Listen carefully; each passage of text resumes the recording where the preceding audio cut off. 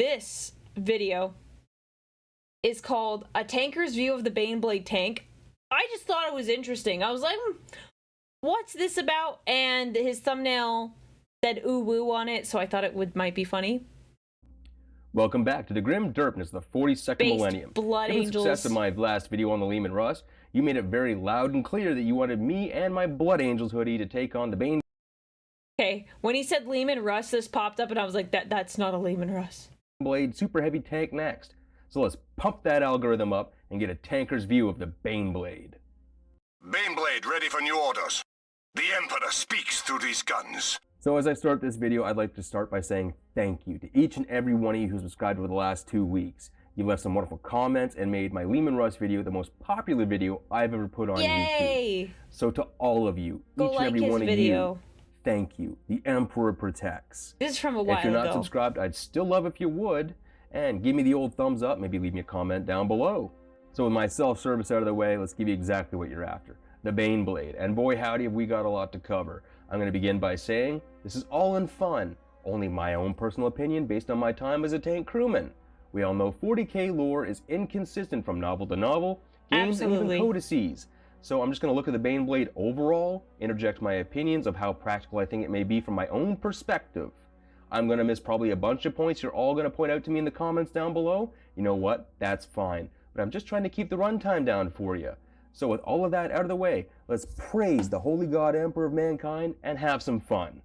The Baneblade is the premier super heavy tank of the Imperium, conceived of during the Dark Age of technology, and it may be the oldest STC ever recovered by the Mechanicus. Of course, the Tempris of Mars will covet this STC with every steel tentacle at their disposal. I would too. It's only produced on 3 worlds. Mars, Lucius, and Esteban 7. Mars apparently produces the only true Baneblade, all is considered counterfeit because they are slightly larger. Wait. Is this like the you can't have champagne that wasn't made in Champagne, France? Wow. Oh, all the other ones, they're knockoffs. They're cheap. You gotta get the proper one. He produces the only true Baneblade, all is considered counterfeit because they are slightly larger, slightly heavier, and a little bit slower because of the inferior ores that the Forge Worlds actually receive outside of Mars. So rare, so valuable are these massive behemoths that they're typically reserved for regimental commanders as mobile command bases. Given the sheer size and mass of these things, it seems like less of a So it does make sense for me to have one. Got it, okay. a tank and more of a mobile battle fortress, a la Bolo. But mankind, and by extension the Imperium of Man, have never been one for subtlety, have they? Most armored regiments are fortunate to have a single Baneblade within their ranks. Oh, this is cool. If they're extremely fortunate on a Forge World, they may have a company of 5. But deep in the Imperium's history, there may have been whole divisions of these behemoths. But as time and the Imperium have marched inexorably forward, these numbers have dwindled, turning its premier fighting tank into nothing more than a prestige weapon. Okay, I have not seen that animation before. That was really cool. Sorry. These numbers have dwindled, turning its premier fighting tank into nothing more than a prestige weapon. But who knows, in the future, maybe Belisarius Call's got a bunch of these hidden away somewhere, like he did with those 100,000 Space Marines. Moving on, I'm going to try to focus on the Mars pattern specs, only because I don't want this video to become an hour long. Look at this old... Most of the pictures were probably going to be the Lucius pattern or other patterns, but there's only so much art to go around. Weighing in at 316 tons, this thing is larger and heavier than any tank ever built today, even during the ridiculousness of the Cold War. Its closest real-world analog would be the Panzerkampfwagen 8 Maus, clocking in at 188 tons, 10.2 meters long, 3.71 meters wide, and 3.63 meters high, with 500 millimeters ground clearance. Now the Baneblade is thick, 3 C's thick. Yeah! With 13.5 meters long, 8.4 meters wide, and 6.3 meters tall. This thing is literally the size of a medium house, and she holds just as many crew to boot with 10. I love these diagrams. I love looking at them because they're so detailed, and I won't sit here and stare at this the whole time, but I think it's so cool. Be needed to run this thing at maximum efficiency. It's got a ground clearance of 1.2 meters, and on the Lucius pattern, speaking of, what the F is this? Why did you seek to Why do you seek to intentionally negate your ground clearance with all this trash along the skirts here? What is going on? Like I said, moving on, this thing moves from 18 to 25 kilometers per hour, and it's powered by a multi-fuel V18 power plant. Again, it will run on remotely anything combustible, probably even salamander piss, really. Stomp. Anyways, now I'm not sure if this is lore accurate. Emperor knows I've spent several days searching, but it's rumored during the Dark Age of technology this thing was a scout tank? I really don't know if that would work, as it's slower than the Imperium's next biggest war machines, the Imperial Knight and Warhound Titan, but unless there's an undiscovered yet STC, I can't see this being the case due to its lack of speed maneuverability. Before you wildly start typing at me in the comments, I searched high and low on Reddit, Lexicanum, 40k Fandom, and 1D4chan. And you know what everyone told me? No one can give me a concrete answer, no one could agree, and 40k lore is more than frustratingly complex at times, and it makes corroborating these claims very difficult. Therefore, it is my opinion at this time, short of any other evidence, that there's no way this could perform the role of a scout tank due to its maximum speed of 25 kilometers per hour and the fact that it's as large as a house. Because should we check the comment section after this to see what all the people said? This is what we call in the industry being as stealthy as a boner in a room full of women. Like I mentioned earlier in the video, there are minor variations with the Lucius pattern, mostly being 3. I don't know if it's just me, but like I'm not looking at people's. No, I don't do that. But I guess I don't know. Tons heavier and having a slightly larger power pack with added cooling, exhaust, and transmissions to compensate for the added mass. Even though Mars is never really going to allow for side-by-side testing to prove its inferiority or superiority, it's nice to see in the 42nd millennium that export models of tanks are still being potentially degraded to hoard industry chat. What does that say? Secrets. However, the Baneblade, even the counterfeit ones, their armor is still potent enough to turn away anything except the most dedicated of anti-armor weapons from the glacis and the flanks at an oblique angle. It's stated even a Tau hammerhead would require 3 precise shots in the same location to pierce its armor. That's not an easy feat by any stretch of the imagination, and requires a very talented gunner. This. Now, it's tough to punch even through the glacis plate or flanks of a tank today. That's why we try not to aim there. We aim for turret rings, the roof, if we've got top attack munitions, or anywhere we can trap a shot or the armor is dead flat. This is so cool. Now, packing more firepower than your average South Texas household, the Baneblade comes festooned in weapons. The most obvious being its 10-meter long mega battle cannon. Now, try as I may to find a bore size. Google says that means suck it, meatbag. There you go. Thank you. As for this, no one mentioned it, so I'm going to assume for the sake of this video it's 120 millimeters, same as the battle cannon, but 5 extra meters longer to increase its muzzle velocity, accuracy, penetration power, and range.